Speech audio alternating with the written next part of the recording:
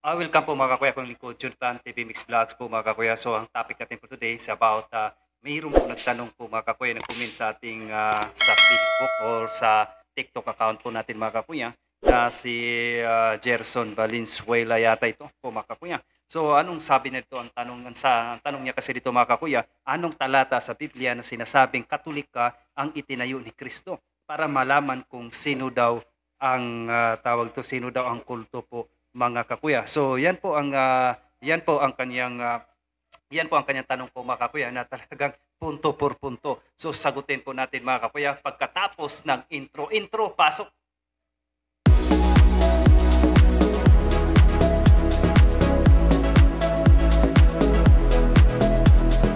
So welcome po mga kakuya. Sagutin natin ang katanungan sa ating kapatid, kaiba sa ating pananampalataya mga kakuya, na talagang uhaw sa katotohanan po mga kakuya. So ano bang ibig sabihin ng Katoliko po mga kakuya? No? So punta po tayo sa Greek po mga kakuya. No, ang Katolikos is sa Greek po mga kakuya ay Katolikos. Sa translate po mga ito yung tinatawag na Katolikos. Sa Latin, ito ay sa pangkalahata, ito ay tinatawag na universal po mga kakuya, Iglesia Catoles, no? So yun po ang ibig sabihin sa Acts, mababasa natin sa Acts 31 po mga kakuya. So punta naman tayo dito sa Gawa 9 verse 31 po sa mga translation po sa Tagalog mga kakuya. Ano nating mababasa? Sa gayoy nagkakaroon ng kapayapaan ang iglesia sa buong Judea at Galilea at Samaria. Palibhasay pinagtibay at sa paglakad na may takot sa Panginoon at may kaaliwan ng Espiritu Santo ay nagsidami. So ibig sabihin nagsisidami. Ibig sabihin dumarami o lumalaga na po mga kuya. Sabihin universal, no?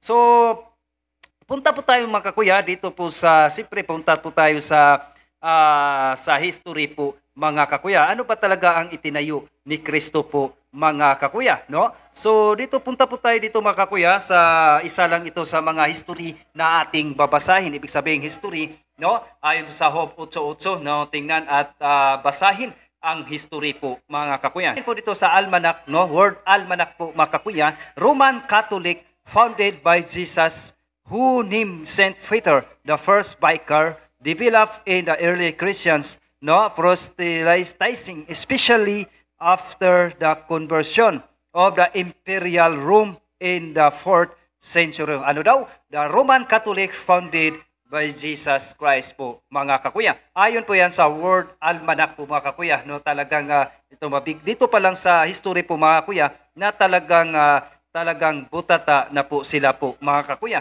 na tunay talaga ang Iglesia, ang Roman Catholic founded by Jesus Christ. Ano naman dito po mga kakuya, sali ng protestante na ating babasahin ngayon, nasa John 10 verse 16. Ito po ang ating mababasa. My chosen people of the Jews are now my known and noted flock, but I have other sheep also beside you, even the Gentiles which are not of your fold, but shall have a fold of their own. Thereof shall be united into the one body of the church, which you, so as Jews and Gentiles, shall make up one holy Catholic church under me, their one only head po mga kakuya. So dito po mga kuya, litra por litra po mga kakuya, nabasa sa salin ng mga protestante sa John 10 verse 16 po mga kakuya. So dito naman, salin naman ulit na protestante po mga kakuya, kay sa New Testament ni Richard Baxter po mga kakuya. Ano ang ating mababasa? Sa John 10 verse 16 pa rin po mga kakuya. Anong sabi dito? And beside the Jews, I have chosen people among Gentiles, then I most call and gather to me, and Jews and Gentiles shall be one Catholic church under me, their only universal head and shepherd po mga kakuya. So therefore, nabasa Catholic po mga kakuya, no? So talagang ang ating mga kaibayo sa pananampalataya na talagang uhaw na uhaw po mga kakuya. So ang nagtanong sa atin ay talagang ay Inseto, Iglesia ni Banalo. So pasagutin naman natin po mga kakuya ang kanilang Pasugo Magazine. Ayon po ito sa Pasugo Magazine, April 1966, page 46 po mga kakuya. Anong nating mababasa? Ang Iglesia Katolika na sa pasimula ay siyang Iglesia ni Cristo. So therefore, klaro-klaro po sikat ng araw po mga kakuya, ayon sa kanilang pasugo. Ano daw? Ang Iglesia Katolika na siyang pasimula ay siyang Iglesia ni Cristo po mga kakuya. So dagdagan pa natin dito po mga kakuya sa pasugo ulit, no? Sa Pasugo Magazine, July-August 1988, page 6 po mga kakuya. Ito po ang ating mababasa. Even secular history shows a direct time link between the Catholic Church and the Apostles, leading to the conclusion that the true Church of Christ is the Catholic Church po mga kakuya. So ayon po yan sa kanilang magasin po mga kakuya. Dito pa lang ay butata na talaga sila mga kakuya. Walang dahilan para hanapin pa po mga kakuya. Ayon sa kanilang pasugo, dineclare na ang tunay na iglesia tatag ng ating Panginoong Hesukristo ay walang iba kundi ang Catholic Church po mga kakuya. Kaya magsuri at mag-ingat po mga kakuya sa tatag ng tao para hindi po tayo madinggoy sa iba't uri na tatag lamang ng tao po mga kakuya. Di bali madinggoy po tayo sa mga iba't ibang dahilan. Huwag lang talaga sa tunay na pananampalatayang Katoliko po mga kakuya. Bakit? Dahil dito matatagpuan ang tunay na kaligtasan sa pamagitan ng 7 sacraments o sa mga sacramentals na iniwan ni Kristo sa kanyang iglesia. Muli, maraming salamat sa inyo at God bless at maraming salamat po sa inyo mga kakuya. God bless, ingat po tayo palagi. Jesus Christ, the Son of God, was born for you and me.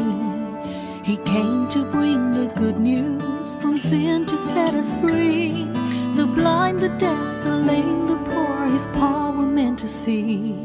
He gave His life upon the cross, eternal life the key.